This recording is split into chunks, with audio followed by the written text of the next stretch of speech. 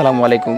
অনেকেরই ইচ্ছা থাকে গরু লালন পালন করার, কিন্তু এলাকার জমি নিচু হওয়ায় বা বর্ষায় পানি জমে থাকে, তাই ঘাস চাষ করতে পারেন না।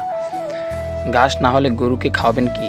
তাই এই সমস্যার একটা খুব সুন্দর সমাধান আছে, সেটা হলো জার্মান ঘাস। এই জার্মান ঘাসটা এমন একটা জাত যেটা পানির ভেতরেও বাঁচে। বর্ষায় জমিতে কোমর পর্যন্ত পানি থাকলেও এই ঘাস মরে না, বরং পানি থাকলে আরও তাজা আর নরম হয়। তাই যাদের এলাকায় পানি জমা সমস্যা, তাদের জন্য এটা একদম পারফেক্ট।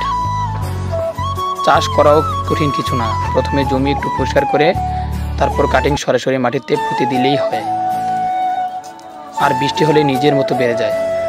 আর কাটার পর দেখবেন একর প্রতি গড়ে 30 থেকে 40 টন পর্যন্ত ঘাস পাওয়া যায়।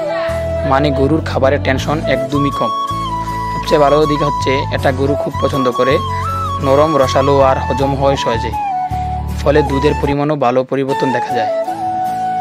তাই যদি গরু লালন পালন করতে চান কিন্তু ঘাস চাষ করতে পারছেন না, জার্মান ঘাস লাগাতে পারেন। খরচ কম, ঝামেলা কম, ফলনও বেশি। প্রথমে আমিও এই একই সমস্যায় ছিলাম। জমিতে পানি জমে যেত, ঘাস চাষ হতো না। পরে জার্মান ঘাস লাগিয়েছিলাম, আলহামদুলিল্লাহ খুব ভালো ফলন পেয়েছি। তাই আজকে আপনাদের সঙ্গে শেয়ার করলাম। আজকে এই পর্যন্তই। আসসালামু আলাইকুম।